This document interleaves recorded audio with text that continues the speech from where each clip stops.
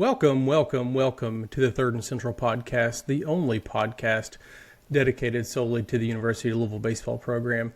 This is Matt Sefcovic, and as always, I am joined by Terry Pennington from Inside Louisville Baseball as we come for our first intentional live video. Some of you may have caught a couple weeks ago, I accidentally went live on YouTube, not on Twitter, so I don't think as many people were tuned in, but this is our first intentional live podcast recording, so doing things a little bit different tonight. We've got a lot to cover. We've had some good, some bad, and some ugly over the past couple weeks since we recorded. We're going to cover all of it because that's what we are here to do, and that's what we promise to do for our listeners at Third and Central Podcast. So, Terry, I know you've been all over the place. Went down to Atlanta for the Georgia Tech series over the weekend. Back home, obviously, for this week and to finish out the home stretch this weekend of the regular season against Wake Forest. So you've been all over the place and catching a lot of baseball. I know you've been catching some high school baseball as well, and we'll have a chance to talk about some of that here in a few minutes. So before we dive into that, how's everything going your way? Yeah, been pretty good. Been a good, the trip to Atlanta. Obviously, the baseball didn't quite end up exactly how we were, hoping, but, a little weather in there, but we were able to get the games in, was nice. I was just happy that they were able to figure out a schedule to get them in, and then, obviously back home, like you said, I've seen a couple high school games already this week. Caught the Louisville game, obviously, last night against Bellarmine, so three more coming up this weekend. Let's finish it off on a strong note for sure. Sure thing, and like I said, since this is our first live podcast, we've got doing a little bit of things different, so bear with us technology wise if we have any issues. If you are on Twitter or on YouTube, if you've got questions, feel free to ask, comment away. We'll check those periodically and answer any questions that you all have or anything you want to talk about. We've kind of got a list of what we'll go through, but if there's something that you all want us to discuss or kind of go over, we're happy to deviate from that as well. So we'll jump into things, and before we hop into the resume like we typically like to cover first, I do want to give a big shout out to Dalton Rushing, Cardinal Forever, who was just called up to the Los Angeles Dodgers. They just designated Austin Barnes for assignment and called up Dalton. So huge news for the former Cardinal. He's, I believe, the 30th Major League Baseball player to come through University of Louisville. So just big time what Coach McDonald has been able to do with this program, because I think all but maybe one or two of them, if not all of them, have been under Coach Mack since he's been here. So really happy for Dalton. And I'm glad he's in LA, but at the same time, I wish he was somewhere else so he wasn't competing with Will Smith. He's got two Louisville guys, playing the same position or the same organization. But Dalton has played a little bit outfield, so curious to see how the Dodgers are going to use him because, as we all know, we saw when he was here that bat plays at that level. So if there's a place to put him on the field, they're going to find a place to put him out there because they're going to want his stick in the lineup. So just shout out to Dalton. It was kind of a quick call-up. It didn't take him too long to get there, and really, really happy for him. He's also, when I was thinking about it earlier, I completely forgot he came on the podcast shortly after he got drafted. So I guess the moral to the story is you come on this podcast, you go to the major league. So more guys that want to come on here, we'll definitely welcome that. So let's hop into the resume. This is, like I always try to give a reference of when we're recording. That way you kind of know when this is. It's live. We're here Wednesday the 14th after the Bellarmine game. So everything this week up into Wake Forest will be in these numbers. Louisville is 34-17, 14-13 in the conference. After a 2-2 week last week, hanging on in D1 at 21, and Baseball America and Coaches Poll have Louisville ranked 23rd. So even though they lost the series against Georgia Tech, which we'll cover in detail here in a little bit, the win against Vandy midweek was massive for their numbers. They really didn't get punished in the polls. RPI-wise, strength of schedule, they actually moved up even though they lost the weekend series to Georgia Tech, just because that Vandy, they're top. Last I looked, top 5, I think, in the RPI. So I mean, that was a huge win. And then Vandy went down to Knoxville and beat Tennessee, won the series. So that's the gift that keeps on giving. So the polls really didn't punish Louisville, or the metrics didn't, after a 2-2 week.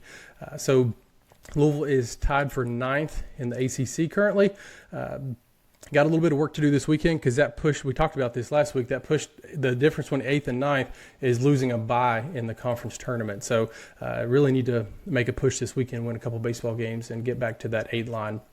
And we're tied with Wake Forest, which is who we play this weekend. So these games are really, really important.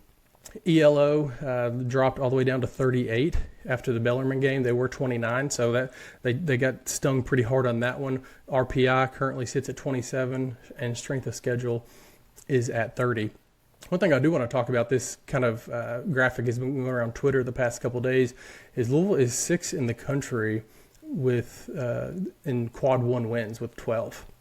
And the only schools ahead of them are Texas, Vandy, Auburn, LSU, and Ole Miss. That's pretty good company. So those are the only 5 teams in college baseball that have more quad 1 wins than Louisville.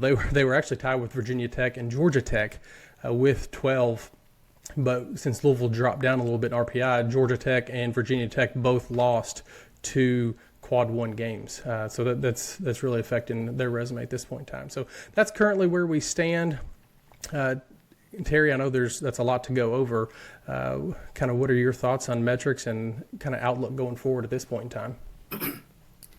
I mean, I didn't expect to drop from the polls. I don't know if anybody, I think there were probably some that thought that would be the case.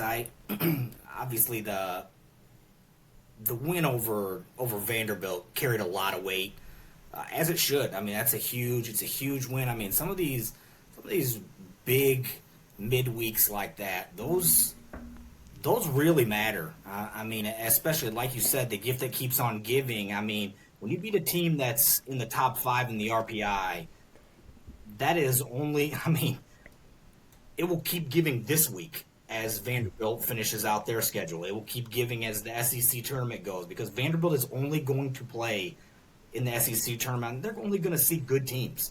They're only going to see basically quad 1 opponents. And so as Louisville continues to move forward, the metrics, the ELO, which you well know that I do love, it punished them last night. And, you could see that coming, obviously.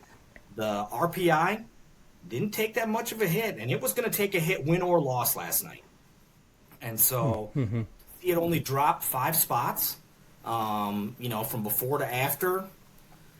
Man, you have to feel like you might have got away with one, metrically at least a little bit.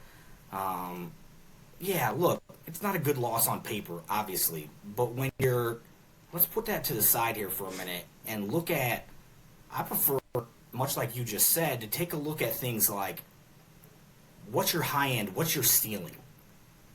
And this team's ceiling, I'm still going to say it, this team's ceiling is Omaha. 100%, and I won't deviate from it based on a midweek loss. Yes, a bad loss. That's fine, and we'll get into it later, I'm sure. But the ceiling, and they have proven it, you just said it with the quad 1 wins, and we went over them last week. Texas, North Carolina twice, Florida State twice, a win at Clemson. I mean, the list goes on as you want to, search through all these quad 1 wins. And they're not done. Wake Forest at home this week. You go to the ACC tournament, and outside of maybe the first day, depends on what your matchup is the second day, it's all good teams. They're all resume-building opportunities. And I'm telling you, there might be people that think I'm nuts. The hosting conversation is not over. There's a lot of work to do. But it's not completely shut off right now. And so, it's going to take a special couple weeks. And should they get ready for some road postseason baseball? Probably. But still a lot to play for this week. And that's kind of what I talked about a little bit with Dan last night after the game was over was, all right, look, I mean, this stinks, but surely you've got their attention right now. And with a ton to play for, like you said, man, you'd love to avoid that first day. You'd love an opportunity. I think we talked about it a little bit last week. I don't know if they share the same view that I do, but I think you might want to try to avoid 9 a.m. baseball, just because that seems to me just like, is that the best? Are you going to get your optimum performance at 9 a.m.? That seems hard to me, but these guys are used to it from playing summer ball and all these different things, traveling around playing these early morning games. But tons to play for. Even if you're going to be a 2 seed, can you move up high on that line and maybe try to play close to home? Maybe you end up home in the super regional round. So much to play for, and the metrics, thank goodness, outside of that ELO, they didn't really punish us that much. Not like you might think, if you didn't really know the inner workings of how it goes. You talked about the RPI last night after the Bellarmine loss, and I was looking at the impact game for the day, and just to see what was going to happen, because like you said, you lose that. Even if you win that game, you still lose RPI points. That's just the nature of playing a team with in the 280s, 290s, wherever they were before the game. But I didn't think we were going to lose as many points as I kind of anticipated when I looked at it. I thought it was going to be much worse than it was. So falling 5 spots after a loss like that, you were going to fall probably 2 with a win. So I was actually kind of impressed that was as far as they fell after the game. So let's jump into kind of the Georgia Tech recap and talk about the series down in Atlanta. Before we do, again, like I said, we're live tonight. If you are following along on Twitter, YouTube, drop some comments, type something in the chat box if you have anything you want us to talk about. We've got a couple in there right now. Brandon, looks like Terry's got a new fan. He met you this weekend down in Atlanta. So shout out to Brandon for traveling down to Atlanta this weekend. I was going to say, man, I actually wanted to – I had a couple of shout-outs I wanted to give early on. Like, I did want to shout out my guy Brandon, man. I love getting to meet people that just enjoy the podcast, enjoy the stuff that we do. And so, like, man, it's so awesome to just have, like, fans, that really get out and support the baseball team in that way. I mean, he's not got a relative on the team or anything like that, you know what I'm saying? Makes that drive down to Atlanta, gets to see. I mean, look, if you have not been down there to Georgia Tech to see that facility, as far as the stands go and things like that, there's some bleachers in there. There's definitely some regular, seating in there, but they have some bleachers on the side. But that field is as nice of a college baseball field as you could dream of playing on. It was immaculate. And so I got to talk to Brandon a little bit down that right field line. We chit-chat a little bit before one of the games. So it was great to meet him. He was talking to me about when he likes to listen to it and all these different things. So shout out to Brandon. He's always liking all our stuff on Twitter and all these different things. So shout out to my guy. And then also shout out, man, I got to see Cade Elam play on Monday night down in Corbin. And his dad was talking about listening to the podcast on the way. Kate's little sister, I think she's in junior high, she was talking about how she recognized my voice from being on her dad's vehicle on the way to school. I told her I apologize for that. So just nice to be able to interact with people who listen and, take the time out of their day to listen to some of this Louisville baseball talk that we have going on here. So I just wanted to say hey to those guys. Just appreciate anybody, obviously, who listens. And by all means, if you see me out at a ball game or whatever else, please say hi. If you don't like something, you can say that too. We'd like to. I'm all for constructive criticism. So, but yeah, shout out to Brandon who's paying attention right now. That's my dude for sure. Yeah, appreciate everybody, especially Brandon who made the trip down this weekend. So if you see, like Terry said, if you see us out at the ballpark, I'm normally going to be with my son. Normally we throw baseball down on the right field line when we're there, down by the bullpen. He likes to go up and talk with the players. Some of them come over and have signed hats or balls or something for them before, in between, warming up, or if they're just down there kind of hanging out while their pitchers are warming up. So we're normally down that way. Terry's in his spot at the top of his section. So if you ever see us come up and say hello, we'd love to talk about Louisville baseball because that's kind of what we do. So let's hop into the Georgia Tech series like we talked about. The Friday night, that was a crazy game. The second inning was one of those innings when you're an opposing team, it was never ending. They just could not get the second inning to come to a close. But before we get into the offense, because we won the game 16-2, so there's obviously a ton of offense that was displayed that night. We say this every week, and I hate to sound like a broken record, but I'm going to sound like a broken record. Ethan Eberle was outstanding again, man. Like to throw a freshman out to start a weekend series against a quality opponent, a top 4 team in the ACC, just to begin the series. I mean, it doesn't get any bigger. The spotlight doesn't than that, and he just continues to perform. He threw 5 innings, he had about 5 hits, 2 runs, and it was a 7-inning game because Louisville won 16-2. But when you got a pitcher that throws 5 and 7, it seems like 7 and 9. Like it feels like he threw a 7-inning game if we were playing a full 9, because we only had to have 2 bullpen innings out of the rest of the guys. So Jack Brown came out and threw 2 scoreless.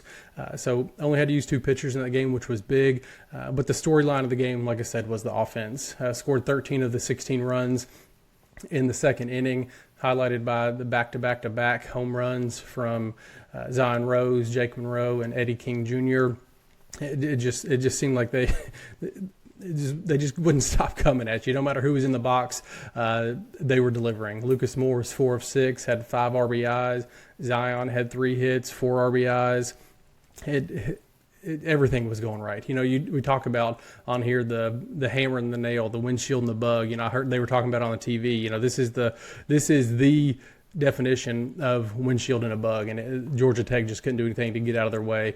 And Louisville was about as offensive as we've seen them this year, especially in that 1 inning. But that's really all they needed on their way to just a huge 16-2 win to hopefully set the tone for the weekend. We know what happens now. We'll talk about that in a few minutes. But man, Friday night was fun as a Louisville baseball fan.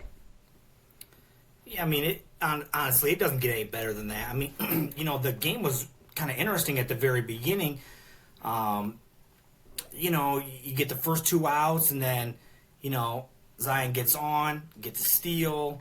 You get a big hit. Let's get him, get him in. I mean, they get him on, get him over, get him in, and you get the lead, and then all of a sudden, that first inning, man, Eberle, it was a little dicey for a minute, right? I mean, get some guys on, and then all of a sudden, I'm telling you, that relay throw set the tone for the rest of that game. I mean, when Lucas was funny, actually, after the game, he told me he thought he should have caught the baseball.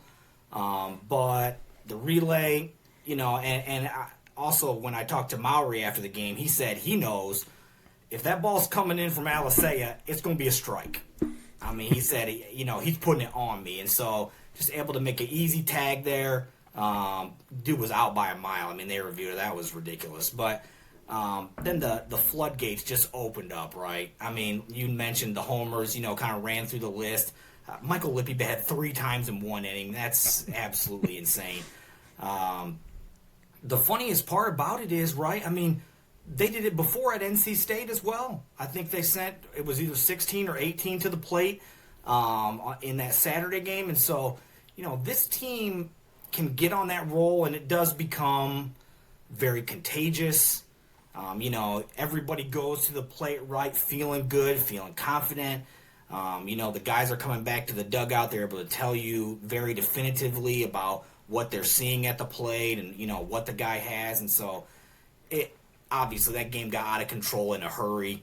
There were people in front of me down the row that when they were changing pitchers, I think it was 13-0 at the time. This gentleman, he was probably in his 70s, and his wife walked by, and he just said to me, "I'm calling my own 10-run rule, and I'm out of here." And so, I mean, look, couldn't blame him. It got out of hand. This guy, I don't know if he grabbed an early dinner or late dinner, whatever it may be, but he called it early, jetted out of there. It was a completely one-sided affair. And like you said, man, we could not talk enough about Ethan Eberle. It's not that easy. I mean, the way that he is making it look out on the mound is just like he's been through this multiple years already, and as we know, that's not the case. And you keep almost waiting for him to run out of magic because it's not that easy, and it just hasn't happened. And so the confidence that he's pitching with, and again, he fills the strike zone up, he works from ahead, and he trusts the defense behind him. He's able to get guys to hit ground balls, hit weak fly balls, those type of things. He's not this guy, again, we've said it a million times on here. He's not going to overpower you with velo and things like that. But he knows how to pitch. Again, like I said, from ahead makes the game so much easier. And you continue to see good outings from him. And I think at this point, you would feel pretty comfortable saying that you're going to, this is who he is. This is the guy who he is. And so, look, is he, as Patrick continues to get healthy, I don't know, man. I think you got to just keep running Ethan out on Friday nights and let him just go. And, I think the way that you kind of saw it structured last weekend, where you run with Eberle, then you run with Forbes, and then into Bivin, I think that's probably the way it looks for the remainder of the season. How's the old saying go? If it ain't broke, don't fix it. And the way Eberle's throwing right now, I'm with you. I don't see any reason to play with that at this point in time. And you talked about him, the ability to get weak ground balls. We turned 4 double plays on Friday, which was a season high for Louisville. So he's not afraid to pitch to contact, and he knows he's got the defense behind him. When you've got Alisea and Neighbors and Hot, whoever want to throw out there in the middle infield combination, those dudes are going to make plays behind you, and he's been able to throw weak ground balls and get those guys to turn double plays. I looked the other day, yesterday morning, so it was before the Bellarmine game, but heading into the game in terms of turning double plays, Louisville somewhere in the 20s, but that, when you take into account only power conference baseball teams, where you're going to get the ball hit a little bit harder, some of these different things, it's going to be a little bit harder to turn. Louisville's like 4th or 5th in the country in terms of those power conference teams turning double plays. And so the ability to be able to rely on those guys up the middle back there, even Monroe, obviously, being able to turn. And look, honestly, it does not get talked enough. Obviously, Tague Davis, little slump, right? The bat hasn't been quite as prolific the last couple weeks just in terms of number of hits. But, he'll obviously the shot he hit was just insanity. We'll get into that as well here in a minute. But his work at first base is so overlooked just because of how good the bat is. The number of outs that he has saved us this year at first base is ridiculous. And trust me when I tell you, he wasn't that when he showed up to campus. The work that kid puts in is unlike anyone else that I've seen. I've talked before about watching him go through batting practice and the way that he approaches it professionally, trying to hit the ball the other way. I was actually talking to Coach Snyder about that today, about the way that a couple of these guys go through batting practice like pros. He had also mentioned to me like a Jake Monroe. These guys are out there working on things when they're going through BP instead of just taking it, going up there and just trying to hammer the baseball out of the ballpark. These guys are professional hitters. And so that's one side of it.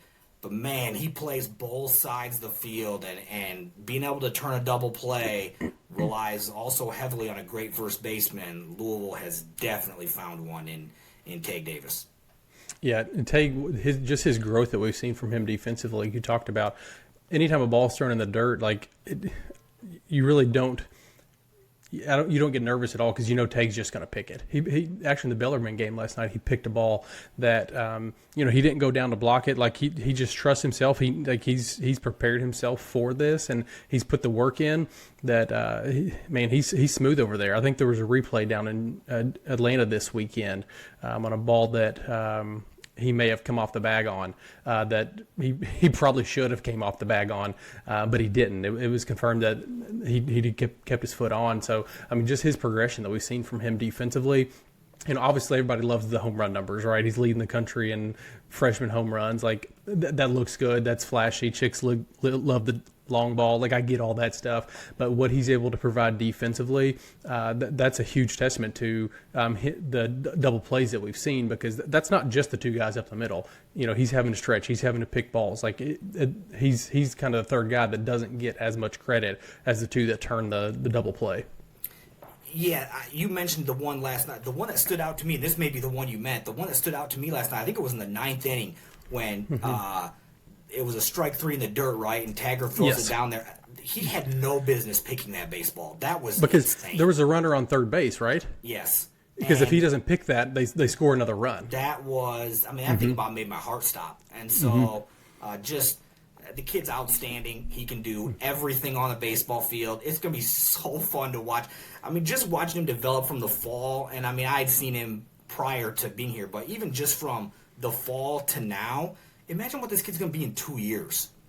A first-round draft pick is what he's going to be. And so, you know, just the development, I mean, you know, this is one of those dudes that you can just circle and know, you know, if you want to get his picture ready for the wall, you want to have long hair, you want this haircut short, whatever you want to be. But, you know, you can go ahead and get that banner ready for Tague Davis at some point, because that's the trajectory that he finds himself on right now. Speaking of the haircut, he kind of shocked me this weekend when he came out. We came out with his locks all cut off. I was, you know, we've been used to seeing Tague with the, you know, the shaggy hair out of the hat, and I saw him over on first base this weekend. I was like, "What's going on?" So a little different look from Tague this weekend. But if it's going to let him hit balls, you know, 500 feet, he can do whatever he wants to with his hair. I don't care what he does. He needs to make sure he gets that sunscreen on there, though, because he was looking, you know, that tan needs to even out. He got to make sure he makes, you know, Coach Mac's pretty good with the sunscreen, so, you know, he might have some take it borrow or something like that, but he's gonna want to make sure he gets that on there so it doesn't get too red. Or put a little self tanner on there so it's even all the way across until he builds a little base tan. So absolutely. All right, so let's hop over to Sunday, because the game on Saturday was rained out. I think it was supposed to be 2:30, I believe, if I'm not mistaken, on Saturday. Then they pushed it back to 6, and obviously you were down there, so you could probably speak to it more than anybody. But the weather just wasn't favorable and weren't able to get the game in. So played a doubleheader on Sunday, which ended up being a 7 and a 9, which for time constraints, that's kind of what you have to do. Like, it just is what it is. I'm not a huge fan of 7-inning games, but if that means you get to play 2, it's kind of the give or take. So 7-inning game in the first game of the doubleheader, and then the 9-inning game in the second. So Louisville dropped that one 2-1, and man, all the offense that we saw on Friday night, just I wish we could have carried some of that over to Sunday, first game and the second game, because completely different mood on Sunday morning. Just couldn't get anything going. I think Garrett Pike broke up for the no-hitter in the 7th inning, and it's a good thing he got that hit, because if not, with it being a 7-inning game, it would have been a no-hitter nonetheless, even though it was 7 innings. Patrick Forbes, like we talked about earlier, did get the start in the first game. A little shaky to begin with. Gave up 3 runs in the first, but then he came back strong. I think I was really proud with how he battled, and you know they didn't have to go to the pen. He came out and gave 3 more strong innings of shutout baseball. Gave up 2 hits in the final 3 innings, so he really went to work after that. You could tell he just kind of settled in, and when you miss a couple weeks, it takes a little bit of time to get back and get that arm back. And you can throw bullpens all day long, right? Like, we've been around baseball. You can throw bullpens as much as you want to, but it's not the same until you're out there throwing live in a big-time conference game on the road. So proud of Patrick, how he's able to battle back. Struck out 6 in the 4 innings that he threw. And then he turned things over to TJ Schlageter, which you were there and saw that, and I saw the replay a couple times. Man, that he got hit by a line drive right up the middle. Gosh, what is maybe second batter he's facing, if I'm second or third, shortly after he came in the game. Had to exit the game pretty quickly. I mean, that was it for him. But I mean, the story of the game was, I mean, the offense just couldn't get going. It didn't matter how many runs we gave up. We got 1 hit. It's tough to win games that way. So, that's part of the game, unfortunately. You can come out one night and score 16 and come out the next day and you get 1 hit. So Georgia Tech even up the series after that tough loss after the explosion we kind of saw on Friday. So I know fans kind of started to build their frustration, but Georgia Tech's a good baseball team. We talked about last weekend. Danny Halls, their coach, has been there for 32 years. This is his final weekend games, not just weekend series, but that was it for him. Those were his last home games at Georgia Tech. So you could tell that I think they came out with a little extra edge on Sunday. You could tell they really wanted those games, and I think they just they looked like they were a little more hungry than Louisville was Sunday. So I know it was a tough one to probably be there for with 1 hit and 7, but how did it feel being in Atlanta? Yeah, I mean, much like I talked about earlier, just in terms of the ACC tournament, right? The 9 o'clock, if that's optimal time to get your best baseball. 10 o'clock start there down in Atlanta. A little sluggish start, right? And I think, Patrick had a tough first inning, and look, it wasn't all him. I mean, we weren't great behind the plate that inning. I think we kind of threw the ball around a little bit at times, and so, again, it's the free bases, right? And we've talked about that all year long.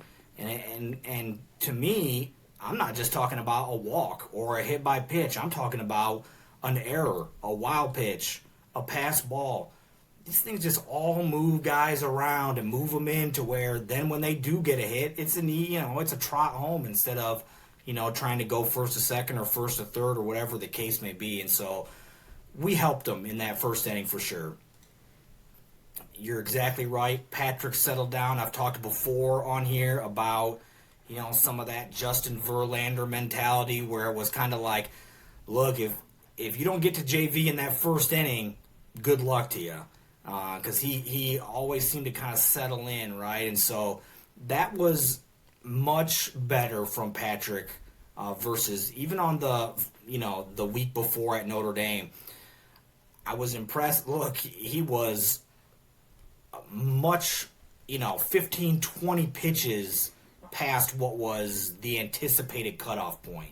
And especially after 3 innings when he was sitting at 76, I thought there was no way they're going to run him back out there again because all the talk beforehand was 60. And then he comes right back out in the 4th inning, only needs 7 pitches, and the inning's over. And so you're able to get right to the bullpen. Look, it's not a win. Obviously, it's a loss. The offense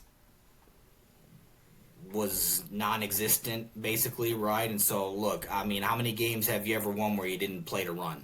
0. So, that's kind of a non-starter in terms of winning a baseball game. And so, look, I'm happy Pike broke the no-hitter up. You don't want to get no-hit, especially on a day where they're already celebrating, they're driving, their coach around in the rambling wreck car between games or whatever. I don't know what it is, but they're doing all the ceremonies. I think they got the 17 mode in the field and all these things. And so, they unveil the number, they retire his jersey, all this stuff.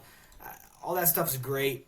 That's all for them though, right? I mean, we're there to, we're there to try to win.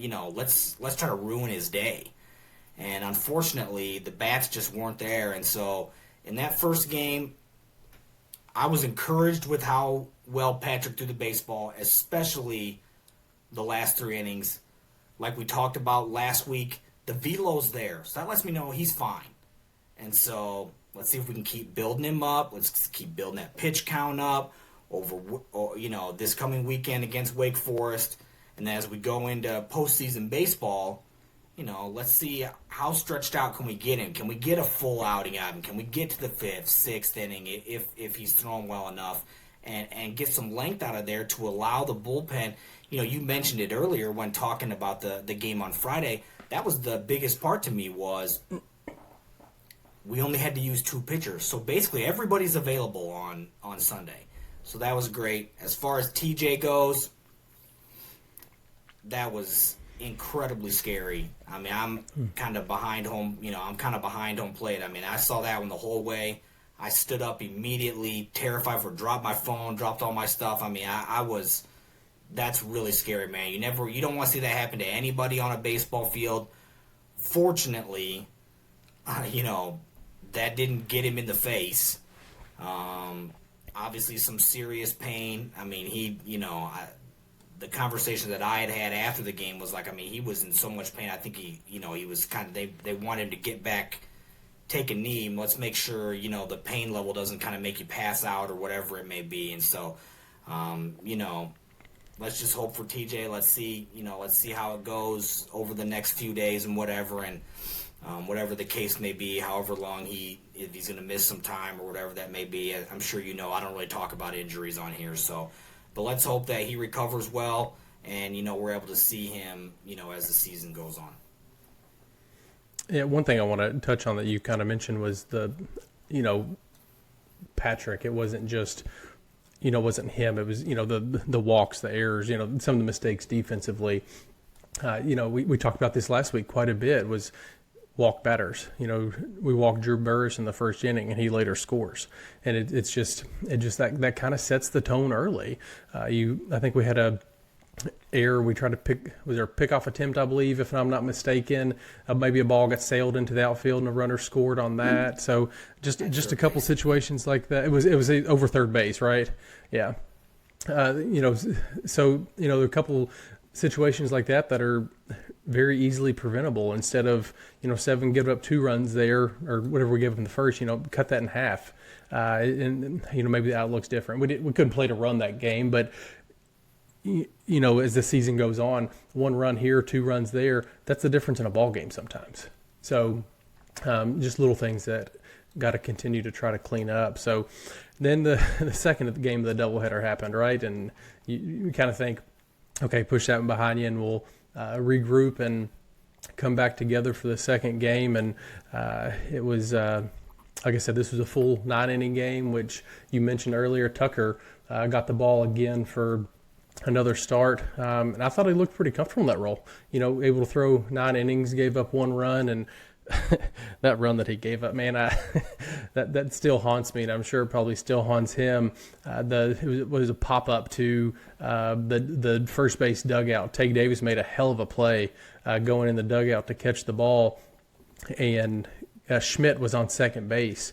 And Tague Davis catches a pop up, falls into the first base dugout, and everyone's going after the ball, naturally.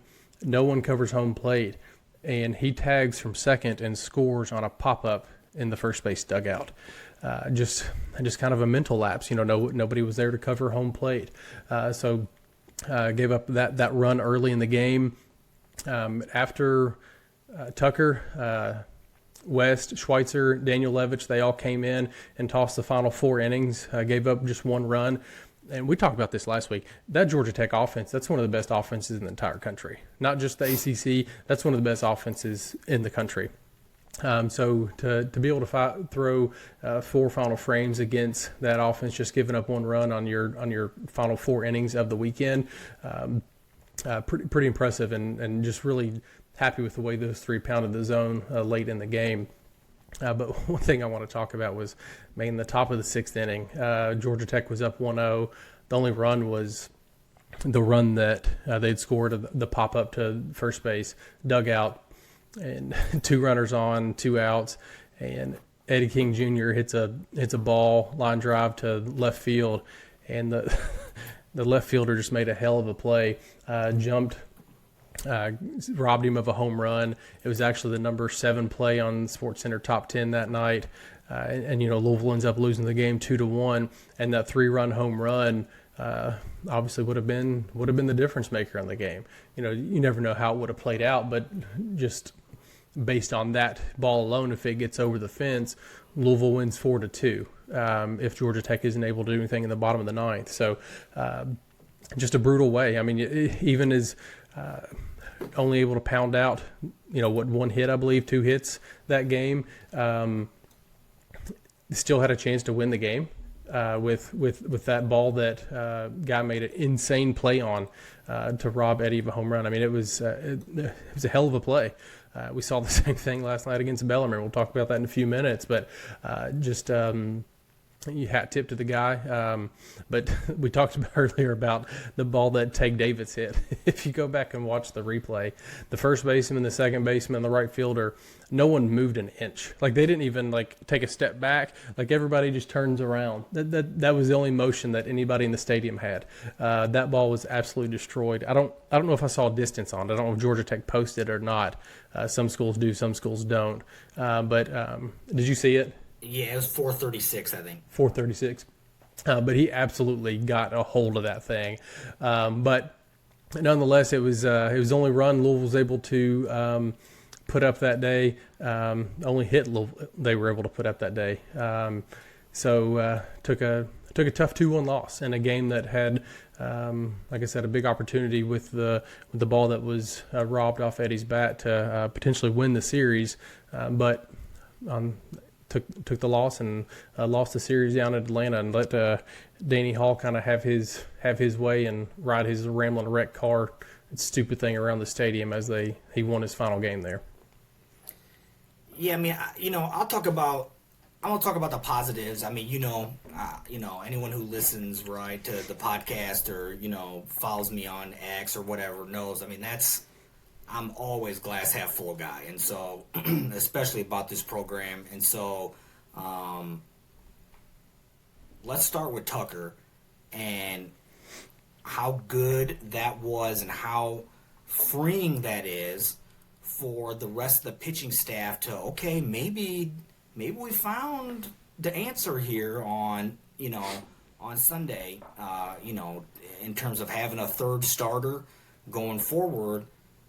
They tried it a couple weeks prior. They bring him back out here, lengthens it out, right, a little bit more, gets you to 4 innings, just the one run. And so that gets you off to a great start when you know how good some of these back-end bullpen pieces are that we have. You feel pretty good about it, right? I mean, all right, we've got this other one behind us. In terms of the first game we've got behind us. Let's see if we can get into a little bit of rhythm at the plate here. It just never really happened. But Tucker was so good in terms of he's able to work in and out. There's some double plays, right? Tucker's been able to get a lot of double plays, especially over the last few weeks. And so, I've talked about it multiple times on here. We've discussed it. His mentality of flush what's just happened and we're on to the next guy, man, it pays dividends for that kid. I was really excited for him. In terms of that run, I'm sitting right basically behind the dugout. I mean, that's happening right in front of me. I still cannot believe that happened. You said mental error, whatever you want to call it, that cannot happen. That can't happen in Little League. That can't happen in high school. And that sure cannot happen in college baseball. And so whoever you want to decide needs to be covering home plate needs to be covering home plate. And it's an awkward play because you don't know if he's, you're waiting for the signal. Did he catch it? Did he not catch it? Do we need to help him out of here? Is he okay? Does he flip somebody the baseball? But then there's not anyone there anyway. And so, everything's happening less than 60 feet from home plate. And so that's kind of what made it such a frustrating play, right? Was it's so close. How does that happen? And so, like you said, that's almost not even really one of those things you probably really go over, right, in terms of what needs to happen, because you want everyone to be there, right, coming to make that play. To me, that's probably a situation where you think probably the pitcher needs to be covering home, because typically, you try to keep the pitcher away from making that sort of a play right down off to the side. And so I think that's probably what would be discussed afterwards in terms of who needs to be where. But yeah, they get the run there. Tague's homer is just so insane. You mentioned it.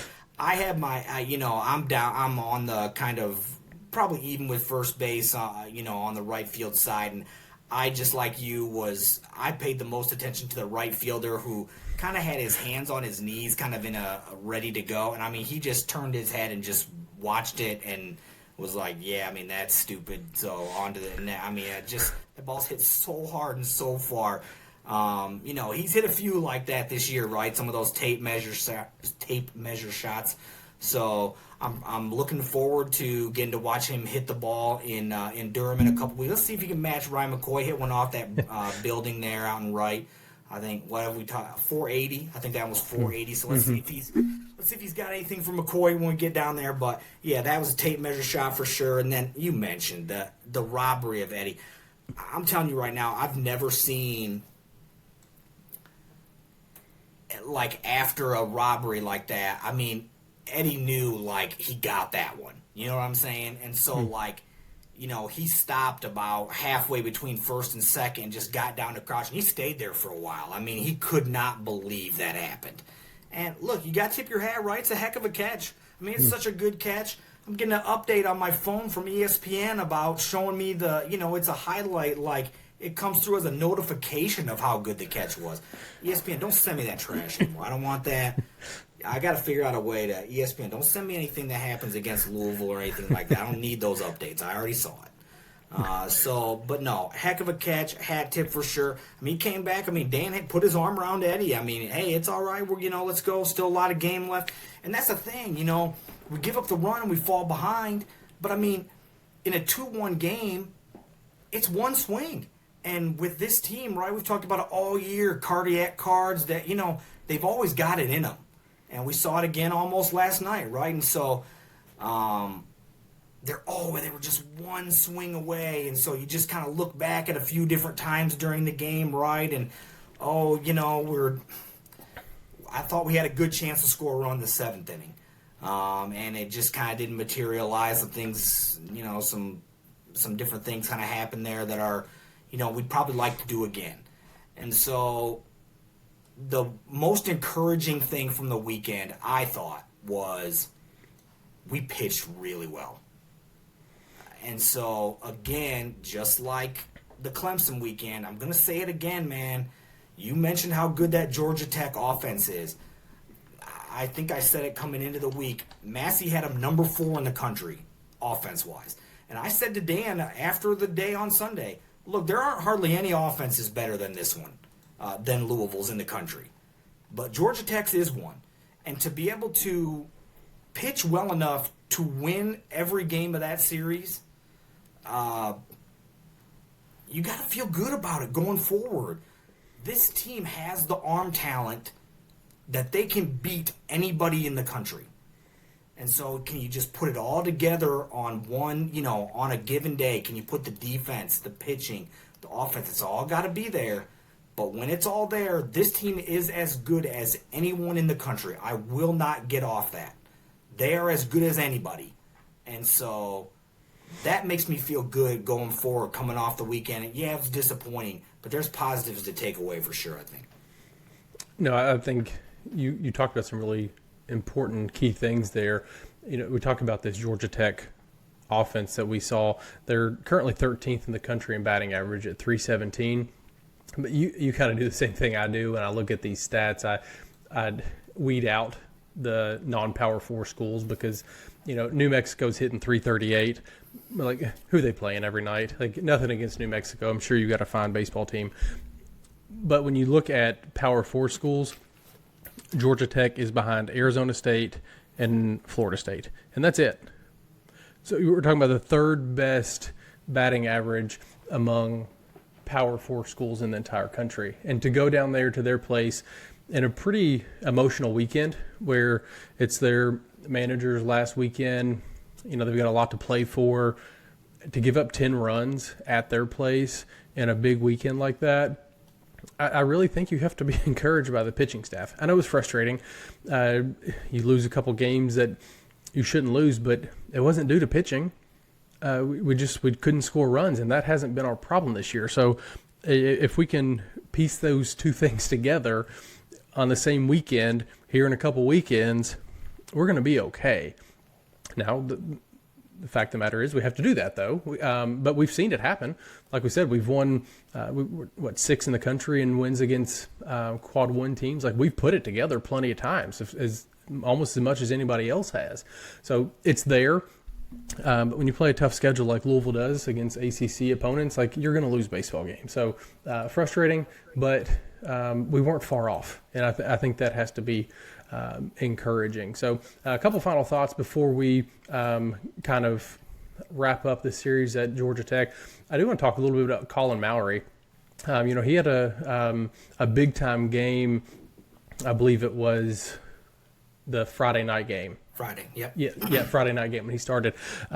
Louisville scored a ton of runs, but to see Colin get involved with that offensively, that's big time. He raised his average from 148 to 200. That's a massive jump in a game. So just to see Colin get involved in that, really happy to see. We've talked about it on here before.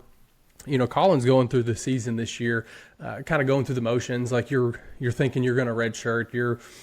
You come to catcher you've got to spend your time behind a couple guys that are well ahead of you on the depth chart because they put their time in to get there, right? So you're going to put your time in until it's your turn, and then all of a sudden there's a couple of injuries ahead of you. And your number's called when you don't think it's going to be called.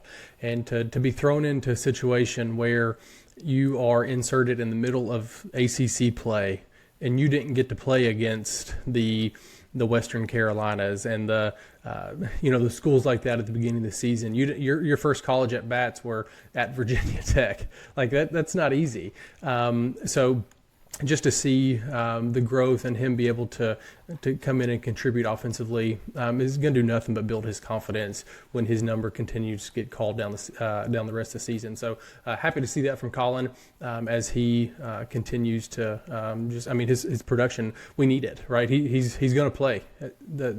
That's just where we are. With a couple injuries, Colin's going to be in the lineup. So to see him produce and be able to pitch in, I thought was really, really big to see this weekend down in Atlanta. Yeah, I got to talk to Colin after the game on Friday, and I couldn't be more impressed. Obviously, a kid I've seen, before he got to campus.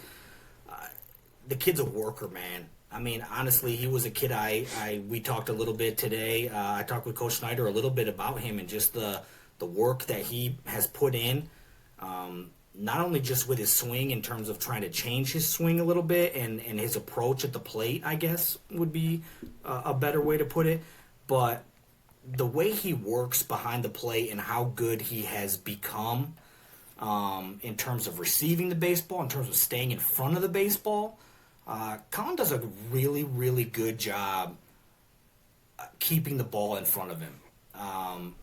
And that cannot be overstated how important that is. Just keep those wild pitches down, keep the pass balls away. Look, we all know George has a cannon for an arm, right? So, Colin doesn't quite have, obviously, who has that arm? I mean, just George probably. I mean, that thing is insane. But when I talked to him a little bit after the game about how he has gotten so comfortable being able and made the pitchers feel comfortable with him, right? Because these guys, man, they've got to know they can spin the ball in the dirt and he's going to be in front of it. I mean, that is almost as important as anything else that he's doing back there is making sure the pitcher is comfortable with what he can do back there. And he gave so much credit to or just placed so much of that on the fact that he was able to be in the bullpen at the beginning of the year and just catch all these guys over and over and over again, just being basically the bullpen catcher, right? And so, he was ready when his time was, when his number was called, right? We talked about the bus pulling up, right? That's Dan saying. Colin was ready. And as far as the bat goes,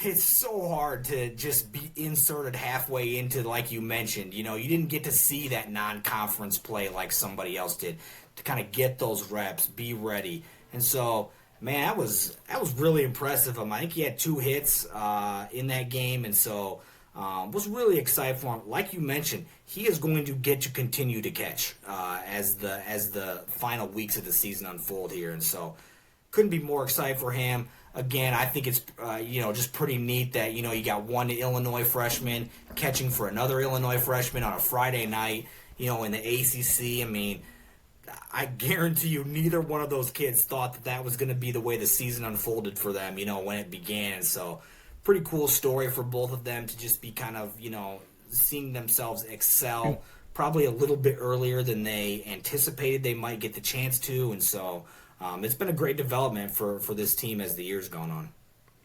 Yeah, I think the two of those, like you said, they probably didn't envision their freshman seasons at the University of Louisville being the Friday night starter, pitcher and behind the plate. So glad they're both here because I don't know where we'd be without them. But excited to see what their growth is going to continue to look like, years down the road. We've said it before. You don't want to wish away this season, but when you've got two freshmen behind the plate and one on the mound to start the series on Friday night on the road in the ACC, your program is probably going to be in pretty good hands going forward. So let's put a bow on Georgia Tech as Louisville dropped a pair down there on Sunday to end the series to come back home for their final 4 games of the season. This would be a good time to just a reminder, we are obviously live tonight. Looks like there's over 400 in the Twitter live space, whatever you want to call it right now. So if you've got any questions, anything you want us to talk about, feel free to drop some comments on there. We'd love to kind of engage and talk about some things that you all want to hear us discuss or before we wrap things up here in just a little bit. So let's hop over to last night and talk about the Bellarmine game.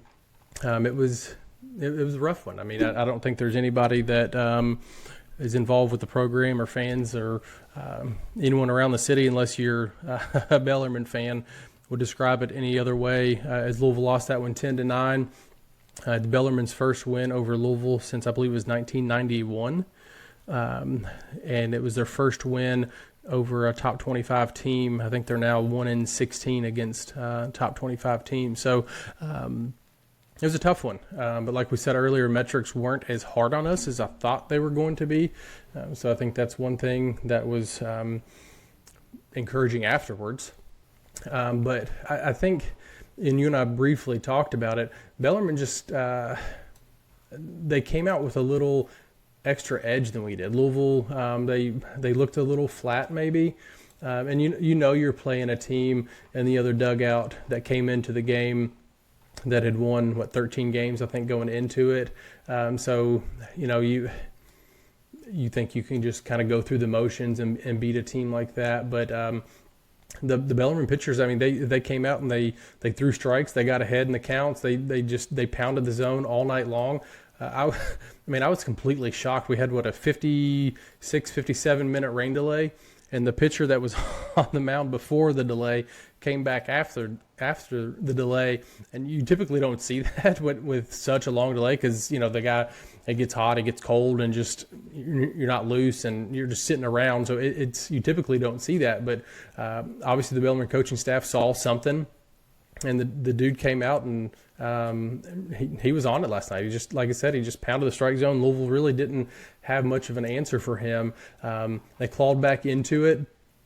The final inning of the game, final out. We were down to our final out, and Neighbors hits a triple as Louisville's down 10-9. So, the runners or the tying runs at third base.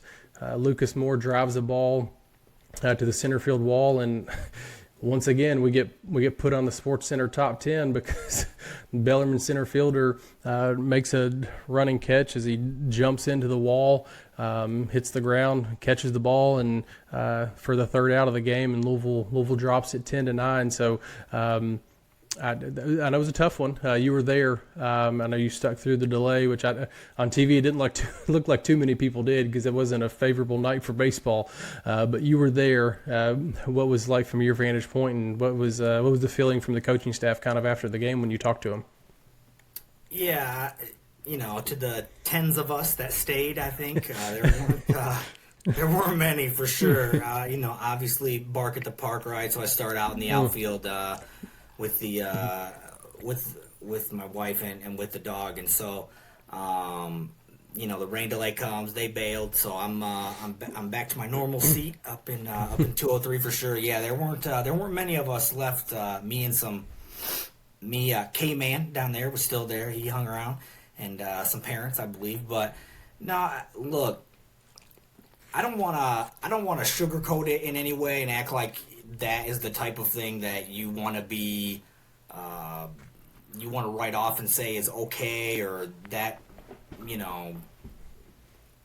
I don't even hardly know how to phrase it, to be honest, but that does happen in college baseball around the country. I mean, just about every team is going to have a midweek stinker at some point during the season.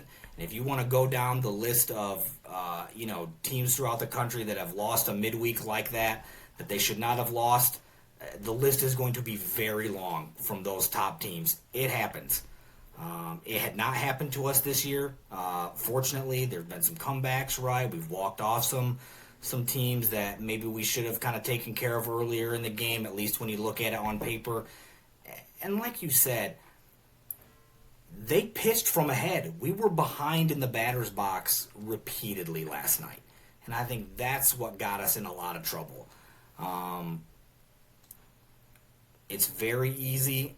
If you've played sports at any level, you've likely been in a position where you come to the ballpark, you come to the stadium, whatever, the gym, and we're better than these guys over there. Our best versus their best is not particularly close. And you end up playing down to the level of your opponent. It's not something that you even do. It's not something you do consciously. It's something you do subconsciously. And so you end up all of a sudden halfway through a game where you're like, oh my goodness, like we got to flip the switch here. And it kind of becomes, is there enough time left? Can you do it? Louisville flipped it last night and unfortunately basically just ran out of time, to be honest, because that game, you knew Bellarmine was going to get tight at the end. You knew they were going to get nervous. You knew there were going to be runs to be had. You knew they were going to misplay a ball here and there because they were going to feel the pressure of what they were, about to do. And you could tell they were feeling it for sure. Look, again, hat tip, right? Heck of a catch. I mean, what more can you say? He ran that ball. Look, if that ball caroms off the wall, if he does not get that thing and it kicks back, Lucas is going to score.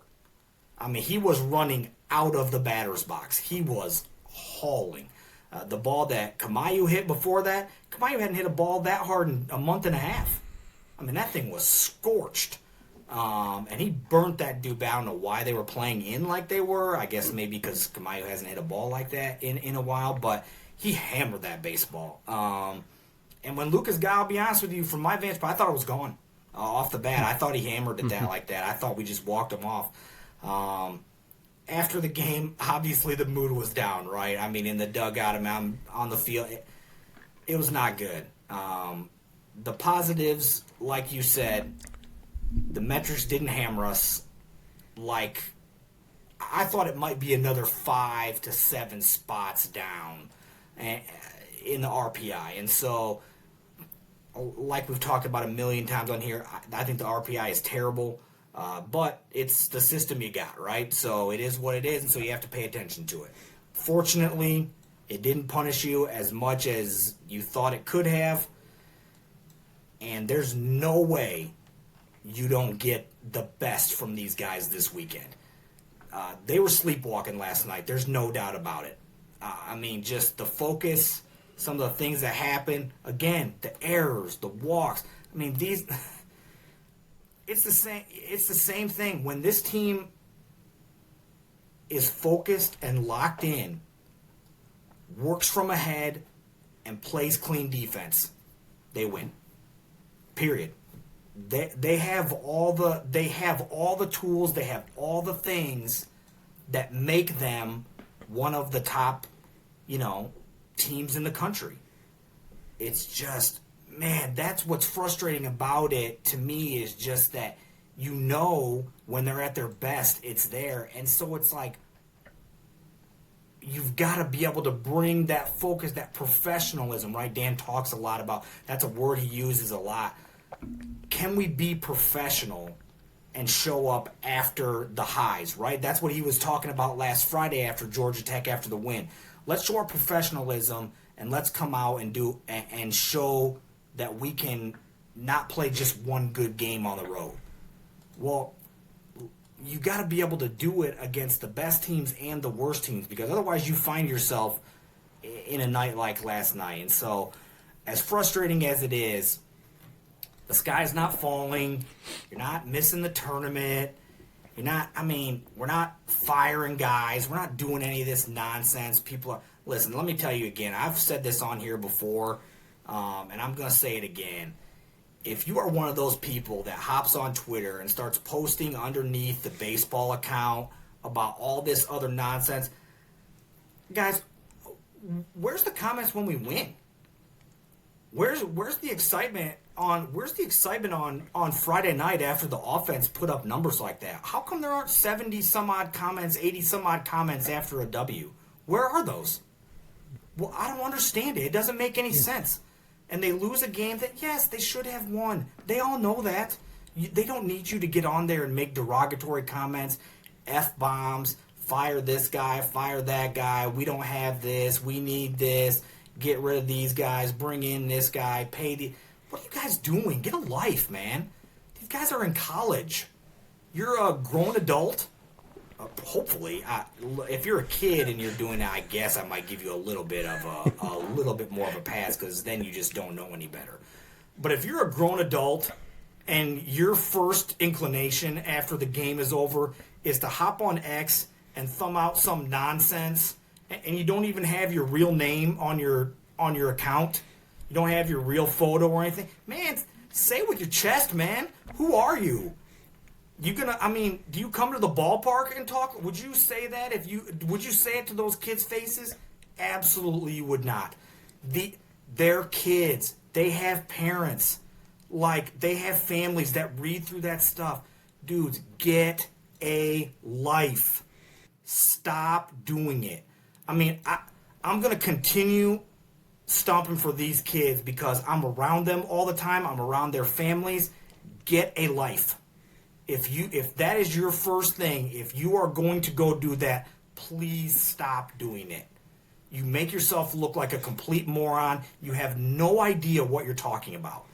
Anyone who follows me that posts that nonsense, I've said it before on here, it gets hidden or you're going to get blocked. Stop doing it. It's ridiculous. They're in college. Get a life.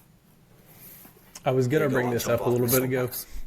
No, I was going to bring this up a little bit ago, or wait till the end, but I was I knew at some point in time you were, and I didn't want to steal your thunder because this is one topic that you get passionate about, and your buddy Brandon is backing you up. He's saying exactly, preach. So. He also, I think you all kind of shared notes when you're down there. He said a few minutes ago, people act like the sky's falling from a couple bad losses. We're 2 great plays away from winning the last couple games, and we are. You've got 2 SportsCenter top 10 plays that kept Louisville out of 2 wins.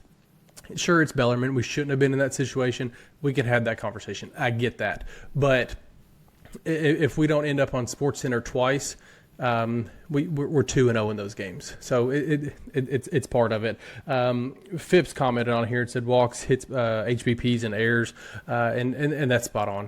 The Bellarmine game, if you cut those 3 categories in half, Louisville probably wins that baseball game. I think we walk 6, hits 5, and made 3 errors. I think if you cut those in half, like you said, just cleaning those things up, we win the game. I can't prove that 100%, but I could almost guarantee you that if those numbers are sliced by 50%, that Louisville, we're not having this conversation. We win that game last night. Phipps, that's my guy Nathan right there. Shout out to my boy. He sits. He's got his season tickets are right next to mine, up in the top of 203. So, I don't know too many other season ticket holders that will drive up for these weekend games from Somerset, Kentucky. So, that dude's passionate about some Louisville baseball. So, that's my dude right there. So, Nathan and Brandon, I got to watch out for Brandon. He's come from my job or something. Brandon's trying to get in on it or something. I got to look out for him. So, maybe Brandon's not my guy like I thought. He might be trying to steal my spot here. So, I got to look out for him. But, no, it's spot on. Look, if those 2 plays aren't made, and they were made. So, that's the way it goes, right? And we've made some of those plays ourselves as the year's gone on. We've got, 4 or 5 walk-off wins this year? Like, how do you think the other team feels about that, right? 100%. And you talk about as the year goes on, right? The baseball gods give it, they take it away. And so those things tend to even themselves out as the year goes on. That's just kind of the way the sport works. But yeah, you cut those things just in half, or what if they even just make one of those plays instead of both of those plays are made? If they don't make both of those plays, our RPI is probably in the top 16 right now, and we're talking about hosting if we just win a couple games this week. And so, look, that's the way the game goes. Baseball is like that. There's going to be a play here, a play there, and we've talked on here before about the fact that it's a game where everybody has all the info. So it's the ultimate second guess game. The things happen, you're able to look at, oh, what if we didn't bunt here, or what if we would have, or what if that's baseball. And so that's the frustrating part about it, but also the fun part about it as a fan is you've got all that info right in front of you, and you can look back at those things. And so, look, man, Dan and his staff, it's one of the elite staffs in all of America. Whether you want to think it is or not, that's just the facts. And so this team, I'll say it again, they are good enough. Can we put it together over the next 3-4 weeks? That remains to be seen. But if we, like you said, let's cut down on the walks a little bit. Let's keep those to a minimum. We got to stay in front of the baseball behind the plate. Let's play clean defense. We do those three things. This team is as good as any. I'm going to stump for that. I'm going to stump for leave the kids alone on the comments. Those are my two things that I'm going to continue to harp on. This team is good enough to beat anybody in the country. And so let's just see if we can put it together. I know we're about to talk about the Wake Forest series coming up here. So we can hop in there. I'm going to say one more thing before we do that, and I'm not going to name drop anybody, but you know who I'm talking about. When you talk about the staff here at Louisville, they've told me numerous times in the past that recruiting-wise, this is one of the best staffs, or they've said this is the best staff in the country. When you think about that, you'll be like, what do you mean? You've got Arkansas puts up top classes every year. Look at facilities across the country. And for Louisville to recruit the way they do year in and year out and produce talent year in and year out the way they do, that will make a lot more sense to you. But this is an extremely, extremely talented and devoted staff. And I think you know this. I don't think I know. We're in good hands. For what we were before this coaching staff got here to what they are now. I'll gladly take the position that we're in because, to be honest with you, there is no podcast. We're not talking about Louisville baseball. You're not going to Louisville baseball games and traveling across the country if Louisville baseball is what it was before this staff got here, right? Because they would be the doormat of the ACC, and that's not where we are. So, not going to talk about that anymore because it doesn't need any more of our time because. We know what it is. We've talked to professionals that are in this business, and they know that too. Again, I just want to say, everyone is completely free to have whatever opinion that they want to have. That's totally fine. Everyone has any right to have whatever your opinion of the team is, of the staff is, whatever. That's all good. I have no problem with somebody who thinks different than what I think. That's fine. The facts are the facts, though. And if you think or want or whatever it may be, some sort of change or whatever people get online and say, guys, you're just proving that you have no idea what you're talking about. It's not happening. And so it's just a waste of your time talking about it. And so, again, there are just a few things that the recruiting aspect, let me tell you something. I mean, there have been some kids that have left this class that's coming up over the last year or so.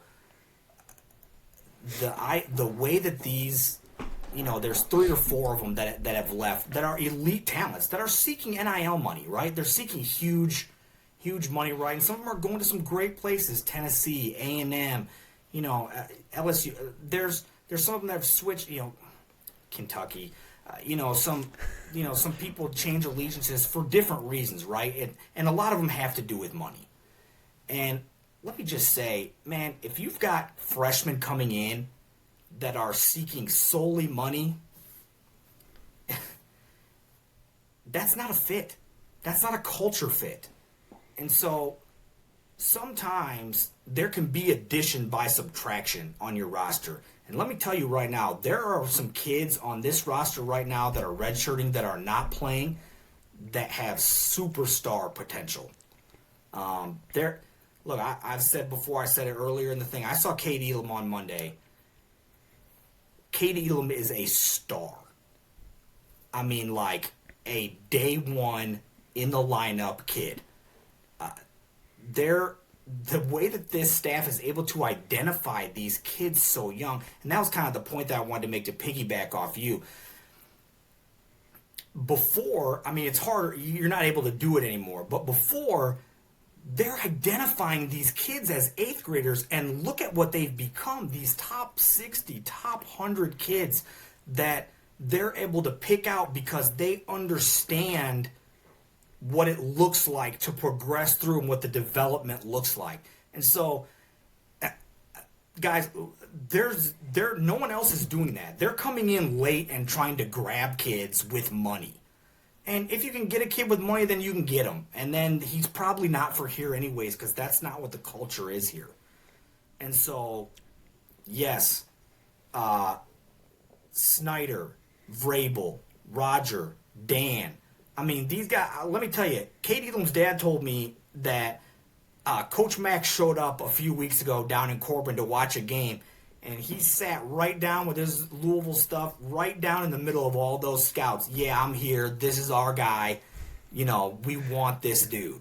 And, like, they love Coach Mack. That's their guy. Like, let me tell you something. Coach Mack doesn't go out and see guys he's not spending every off day at a high school baseball game.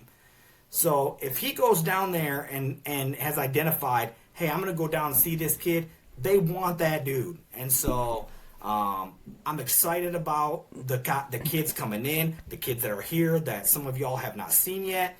There's dudes on this roster that have not played any.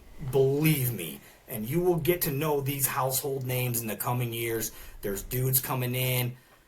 This staff is putting together work behind the scenes that you will see at Jim Patterson Stadium in the coming years, and that doesn't even include whatever comes of the portal in the coming months as well. I'll say this to any scouts that want to talk to Cade Elam: me and you are going to find them, and we're going to go Bubba Ray and Devon, some Dudley boys on them, and put them through some tables because they need to stay away from that kid. I was talking to somebody the other day, just kind of looking at rosters for next year and talking about middle infield and what that kind of looks like. And I was like, I'm here to tell you right now that if, Cade Elam is going to be on the field somewhere, whether it's middle infield, third base, where he's going to be, I'm telling you, Cade Elam, he's got a spot on the field next year, unless something goes crazy and, something happens and we get a bunch of transfer guys or whatever. There's situations where he may not be, sure, but he's good enough. He's got the talent to come in here from day one and step on the field at the University of Louisville and play ACC baseball as a freshman day one. There's no doubt about that in my mind whatsoever. The reason that I went and saw Cade on Monday was because I wanted to see him against elite high school pitching. And so they're playing Somerset. They've got Griffin Loy on the mound, who used to be a commit, is now going to Duke. And so I knew that he would see, as good a high school pitching as he's going to see throughout the year. And I mean, look, Corbin torched him. I mean, double-digit hits. They had his number. Cade had a couple hits. He made a sliding play up the middle that he just had no reason that he should have been able to get to that baseball. Now, the kid ends up safe because it's an infield hit. But, I mean, just the fact that he got to the ball was ridiculous. So athletic, obviously phenomenal high school quarterback as well. I couldn't say enough good things about him. When I really first started doing this, Cade was the first kid that I saw, went and saw. He actually was playing at Bellarmine. That was a local kid. And so just love the kid. Great, again, a typical Louisville recruit, right? Phenomenal kid, so engaging, great to talk to, phenomenal. His family's fantastic. Just fits the culture perfectly. Louisville fans anyway, so I'm sitting here I'll be sitting here like this when the draft comes off. Please nobody pay him a high amount of money or offer him a huge bonus, but obviously I want whatever's best for him is fine with me, but I do obviously hope selfishly that he makes it to campus for sure. Sure, and I'm telling you, any scout that wants to talk to him, Dudley boys right here, like they're going through a table because we're not putting up with that 1 second. But let's go ahead and switch things over and talk about what's to come this weekend, because massive opportunity this weekend against Wake Forest. Looks like we're up over 500 right now, 510 in the live on Twitter. So appreciate everybody hopping in. Like I said, this first time we've done this, and kind of experimental for us. So if anybody's got any questions or anything else you want us to talk about, feel free to dump it in the chat. We've got a couple things going in there, but really appreciate everybody. I was worried that there was only going to be 5 people, so I'm happy that there's. We've outpaced that by a little bit. So, but anyways, anybody, if you want to chime in, anything to talk about, feel free to jump in there. So let's talk about Wake Forest. 34-18 this year, 14-13 in conference play, which is the same as Louisville. They're 28 in RPI, which is one spot behind Louisville. So I mean, when you look at these two teams, they really couldn't be much more similar. They lost last night to High Point, so they kind of hit a rough patch in their midweek as well. Not like Bellarmine, but still, like that's a game that they circle on their calendar. They're going to win that game. So they're tied in 9th place with Louisville in the ACC standings. One thing that I can tell you for sure this weekend is they are going to pitch extremely well. That's just what Tom Walter teams do. Now, I'm going to say that. And last weekend I said when we went to Georgia Tech that we were going to see a ton of fireworks and there were going to be a bunch of runs scored. And look what happened. So, but this is a pitching staff that comes in here top 30 in the country in ERA. They've had guys the past couple of years, Chase Burns, you've had your Rhett Louders. I mean, you could look up and down the rosters the past couple of years, and we talk about this every week, the dudes that you want to see, when you go out to the ballpark as a opposing fan, you're like, okay, I'm going to circle these couple names because just excited to see really, really high caliber baseball players. A couple of those guys on this Wake Forest lineup, which we will jump into. They're top 6 in the country in strikeouts per 9 innings. So a lot of swinging missed pitches. They're top 40 in WHIP. Obviously, we've talked about this. You take the non-Power 4 schools out, those numbers increase significantly. So this is a big time bullpen. So I think we've got our work cut out for us this weekend, but we've got the offense to kind of combat that. They're 7-3 in their last 10, but I mean this year, this team has been. You try to look up and down their schedule and their roster and what they've done, they really just don't make any sense.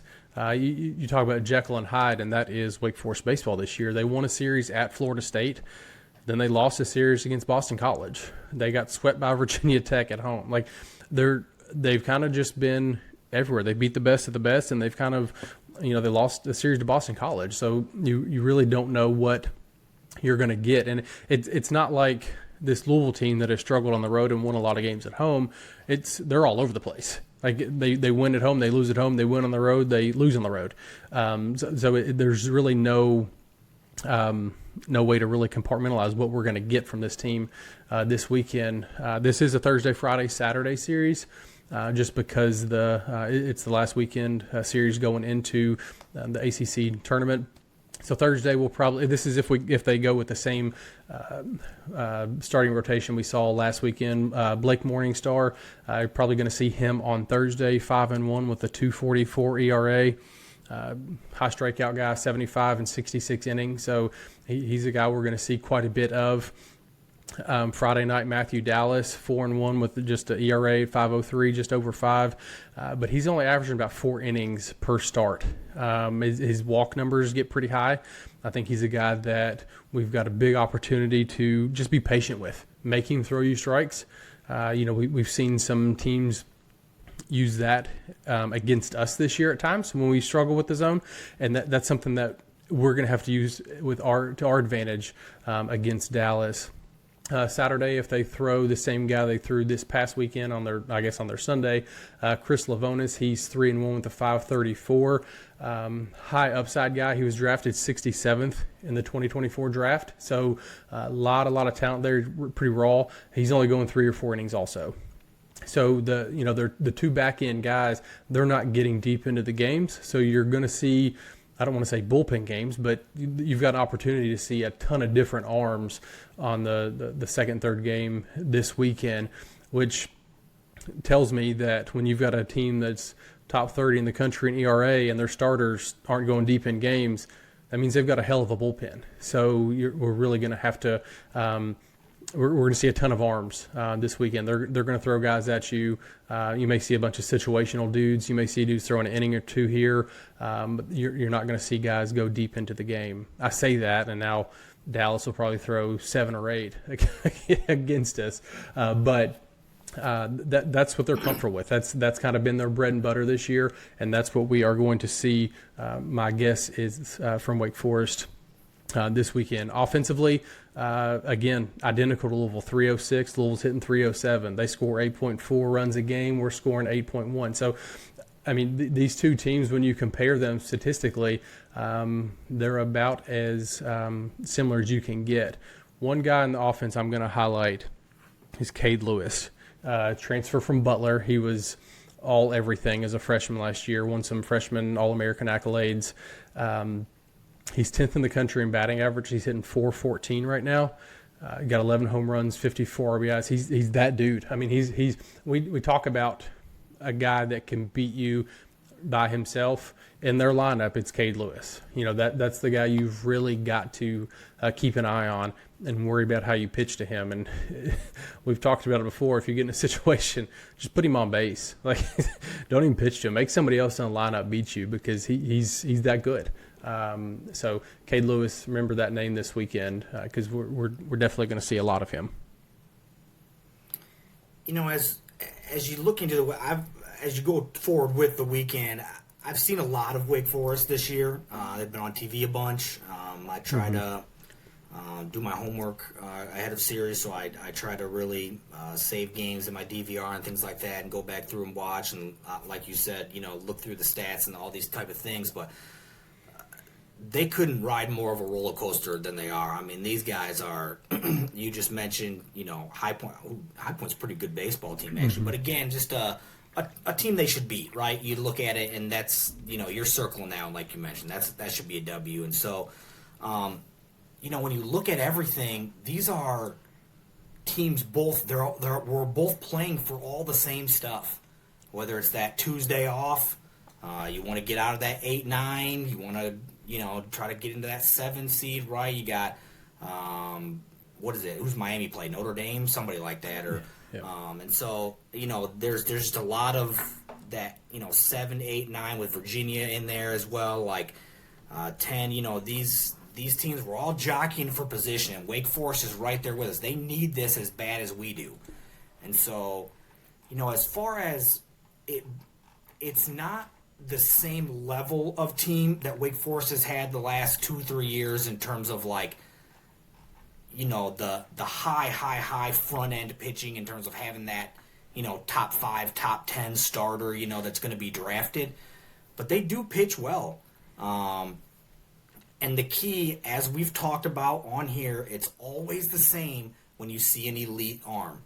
You've got to be able to work counts.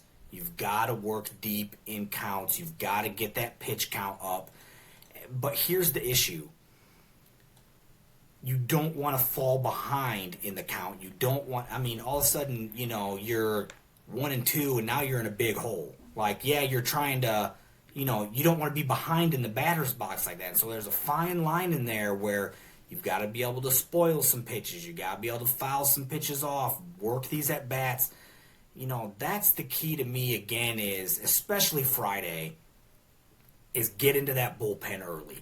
Let's make them use it on Friday so that they have to recycle some arms on Saturday and Sunday if they want to, kind of position themselves where they're trying to get W's. And so that is one thing I think we'll see. I think we'll see some recycled arms from day to day. But yeah, the front line Friday, you're going to see, a guy with ace stuff for sure.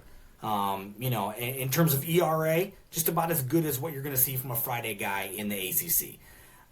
The next two guys, they're more, I don't know if you would call them openers, but kind of. Just not necessarily guys that they're looking to get through the lineup, definitely not more than 2 times. Mm-hmm. And so, probably at some point in their second time through the lineup, these guys are going to find themselves out of the ball game. And you've got to be able to chase these guys early, man. That's the key, offensively. Defensively, pitching-wise, again, ahead. Please be ahead. That's what we got to do. We got to pitch from ahead. You got Eberle, you got Forbes, you got Bivin. And one thing, man, it cannot be overstated how good this team is at home. I mean, we have not lost a home series all year. I've said it before. I'll say it again. Look, the weather, it's going to be warm. It's going to be humid. The ball's probably going to fly a little bit. Could be, again, there is some good pitching for sure, but could be some high scoring, maybe at least a few more homers on balls that should travel a little bit more than what we've seen throughout most of the year. Man, get to the ballpark this weekend. Again, tomorrow night, Thursday night, because we're doing this on a Wednesday night. Tomorrow night on Thursday, graduation day. It's my favorite day the whole year. I've said it before on here. That's my favorite day. There's nothing more important for these kids, especially, baseball's going to run out at some point, even if you're a pro. And so the degree, I love it. I love celebrating these kids getting through. It's kind of funny because you get. I'm gonna get a little sideways here for just a second, but you get just a little bit of a sense of how good some of these kids are academically when they post like, oh, this is what the team GPA is, these type of things. We talked about it before on here early in the season, in the season preview, about Eddie King Jr. coming into the year had a 3.71 GPA. That's amazing, man. To play Division I sports and have a 3.71 GPA, that's amazing. And you want to know what's also crazy? Matt Klein graduated in 3 years with a 3.95 GPA. Dude, if you don't stand up and clap for that kid tomorrow night when he gets recognized on that field, that's absolutely amazing. So just hat tip to all the kids that are, going to be recognized tomorrow for graduation. Saturday also will be senior day, so we'll run a bunch of other kids out there. But I love that day. I've mentioned before, my second favorite day is the Cancer Awareness Night. So those are kind of my 2 favorite days. But I love being able to honor the kids that get the degrees and have completed school and stuff like that. I think that Dylan Hoy's in there as well, maybe with a grad degree. So we'll get to see Dylan in his tiny shirt run out there. So, what do you get, that Baby Gap? I don't know where Dylan's shopping at, but let's just show some love to these kids tomorrow, man. Get out to the ballpark this weekend. Like I said, it's going to be, 80s? I think mid-80s tomorrow. Maybe even 80s on Friday, Saturday night. So let's get out there, man. Support these dudes. And let's try to see if we can help these guys create a great atmosphere for them this weekend, and kind of propel them forward as we go towards the ACC tournament.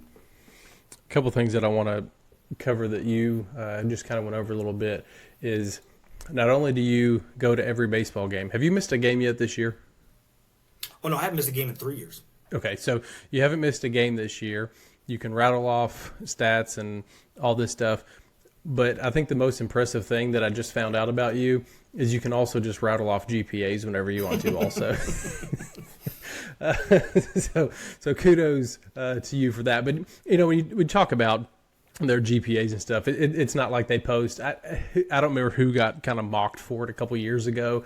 Posted like their team GPA. It wasn't at Louisville. It was somewhere across the country, and it kind of went viral because their team GPA was like 2.5 or something like that. I don't remember who it was or what sport or level. I don't even remember. But it's like, why post something like that? But when Louisville posts their team GPA at whatever it's going to be, those are we've talked about it. Those are just kind of the dudes that Coach Mack recruits. They're good students, they're good kids, they're good people. That's just who they are. That's just in them. You talked about weather a little bit. I want to touch on that. Before we hopped on tonight, I watched Mark Weinberg, which I know he got a lot of negative attention for telling people not to go to a football game earlier this year. But there's a chance for weather this weekend. So who knows what the schedule's going to look like. Keep an eye on that. But I think as it stands right now, what are we, 6 o'clock, and what time is it? Saturday, 12. So 6 on Thursday, 6 on Friday, and then 12 on Saturday. So that's the schedule time at this point. ACC Network on Saturday. Yes. I've said it before. I'll say it again. Undefeated on national TV. So that's a good omen, right? Going forward with the tournaments and the things like that. I mean, look, that's probably going to run out at some point. But 8-0 on national TV this year. So that bodes well for Saturday if you want to keep track of potentially meaningless stats like that. And the final thing I want to talk about that you mentioned was graduation being your favorite day of the year. I thought you really enjoyed Kids Day and going to South Bend also. So I'm surprised that graduation day is that high on your list when we have Baby Shark in South Bend, Indiana on the schedule. So I know how much you love those two things. You've talked about it quite a bit. But graduation day, it's always fun because most of those times, and I don't know about this year, they probably didn't get to walk this year, graduation, or that's not something they're going to be able to participate in. So they let them wear their little cap and gown and do their little thing, so they at least get to have some sense of graduation because they've got baseball to play. That's part of it. But the fact that the baseball program lets them do that and lets them kind of get their moment and take some pictures and that good stuff, it's fun. And I think the kids really, really get something out of that. And not only the kids, but the parents too. Obviously, some of them are paying a high price tag for their kids to be here, so it's good to give them that moment and let them celebrate graduating like everybody else. 100%. I mean, I remember when I graduated college, I mean, I didn't want to walk or anything like that. I mean, some of that stuff you do, for your parents. You do that for, for them, those who have helped you get to that point, right? And so, just really excited for these kids to get recognized, be with their families, right? Noah Bush be out there as well. I think there was I believe there's 10. I think if I counted right. And so I'm just, like I said, I love that day. No, I do not like South Bend. I would rather have Kids Day than go to South Bend, Indiana, for sure. I will continue to say worst place in America's armpit, South Bend, Indiana. Terrible weather. Thank goodness we don't have to go there for at least another couple years. So yes, thank goodness that that is off the docket. And here's the deal about Kids Day. I just want to say, just so I clear it up, my thoughts. I love the idea that different kids get to go to games that don't regularly get to go. That part I like. I like that it's full in there. I like that kids get to go. They're excited. They cheer. They get excited about a foul ball. You know what I mean? They're excited about any kind of contact made with the baseball. But just in terms of it being it's just a lot. The commotion, all the different things.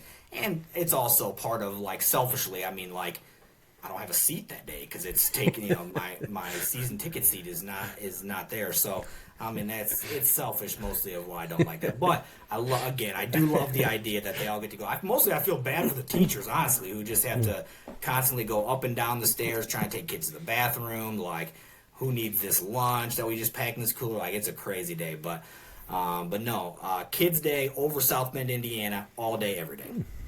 Yeah, Kids Day's fun. Like you said, they play all the different songs and they do the thing, to get the kids engaged. Like you said, it's good to get different kids out there because, some of those kids, they probably don't go to the baseball field other than that one day a year because their family may not be baseball fans or life gets in the way. You're busy and you have things going on, and parents don't have the opportunity to take their kids to the ballpark because they've got just other things going on. Their kids play sports and this and that, so it's good to get them out there.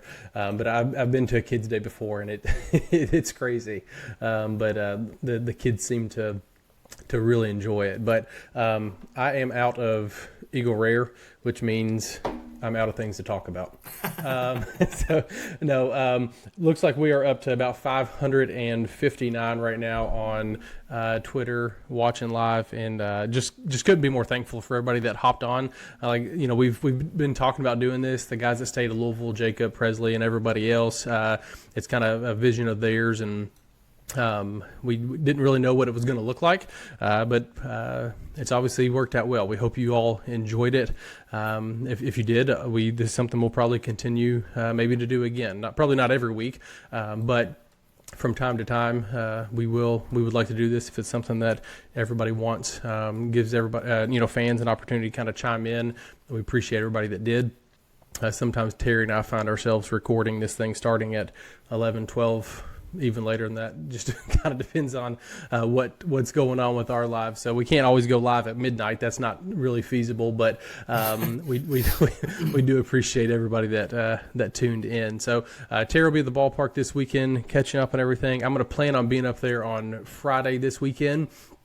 So I'll be there, weather permitting. I think that Friday looks like the night that could be impacted by weather the most, if any of them. So I'll keep an eye on that. But my plan is to be up on Friday. So we'll be back next week to talk about the ACC tournament. It's kind of hard to believe that I'm saying that out loud, that we'll be speaking that next week. I do want to talk about that real quick because we mentioned it a few minutes ago. If the ACC tournament were to start right now, we would be, like I said, the 9 seed, and we would play California. We talked about this. That's funny.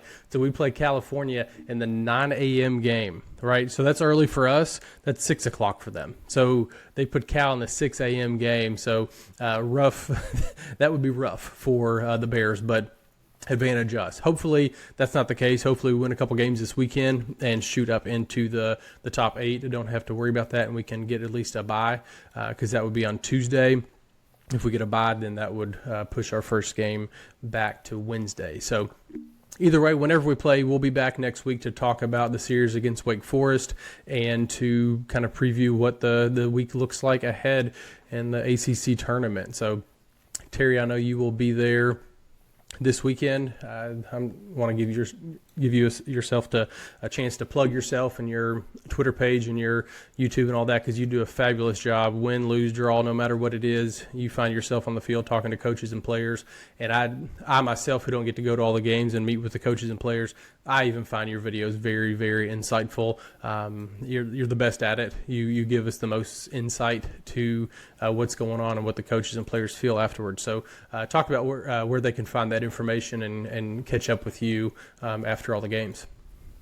Yeah, I appreciate you saying that. I mean, honestly, I one of the reasons I started doing this, I've talked about this, I think, before when we first started, but I just am trying to give people some information that I myself wanted. And so that's really kind of how I started doing this. And so hopefully some people find it informative and enjoy it. And so I'm thankful for anybody who follows along, whether it be on YouTube or on X. You can find me on X at InsideVilleBSB. Just took the BSB just like the baseball team uses on their Twitter handle. So InsideVilleBSB, just recruiting stuff. I've been out at a couple high school games this week already, so been able to run down a couple kids. Saw Tyler Fryman tonight out at from Beechwood. He was in town playing St. X, so I was over there to see the 2027 center fielder. That kid can do it, man. So remember that kid. So, but yeah, you can find all that stuff. I tweet during the games for some of that stuff. So, yeah, you can find me there. YouTube, if you want any of the the videos after games, all the post game interviews. If you want, Dan, we never do players after losses, kind of an unwritten rule. So, but yeah, after wins, we try to grab the some of the guys who kind of stuck out a little bit, contributed the most to the W. So, yeah, you can find me on YouTube at Inside Louisville Baseball. And if you are not on there, if you'd like to hop on there and subscribe, it'll come right to you, or like, or any of those things, make comments, that's all welcome. And if not, if you don't see it there, you can find it there on Twitter or X as well. I'll always post that stuff right up there. So anyway, like I said, appreciate everybody who follows along, man. It's been kind of a fun community to kind of start up, and then obviously then kind of merge and join here with Matt. So just very thankful to be a part of this and to stay at Louisville. This was fun, man. I enjoyed it. So yeah, I mean, I hope everybody found something informative in some way, and yeah, thanks for everybody for kind of following along. Love it. Yeah, appreciate it. You know, kind of same thing. We didn't really know what this was going to look like, but with almost 570 people in here now, that's we see that as a big success. We're excited for what this where this can go forward. Like you said, the baseball community, it's a small niche, right? Like we're not going to ever have 10,000 people listening to a podcast of ours because we have such a small niche of people that we're attracting. But I think the Louisville baseball fans just really love Louisville baseball, right? Like, it's not like they're casual fans. Like, to be a college baseball fan, you have to be pretty dedicated. You know, you can't find information readily available all over the place. You can't just turn on TV every night and college baseball's on. You've got to stream it. You've got to go to it. It's not going to find you. You've got to go to it. So if we can kind of mend that gap and bring that to the listeners and bring that to people that want that information, I think we have succeeded. So hopefully we're doing that for all of our listeners and everybody, and we can continue to do that and bring coverage that you all are looking for. So I appreciate everybody that hopped on here tonight. Like I said, we'll be back next week. You can find me personally on Twitter at Matt Sefcovic. I'm not tweeting from there as much lately. I've been using the podcast account, which is at Third Central Pod, so you can find us on there as well. Wherever you're listening to this, this will be turned into a podcast. So if you hopped in and had to kind of miss some of it and hop in and out, it'll be turned into a podcast. You'll be able to listen to it on YouTube, Spotify, and Apple here in the coming days. So thank you all for coming on, and we will be back next week. And in the words of Sean Moth, we will see you at the ballpark.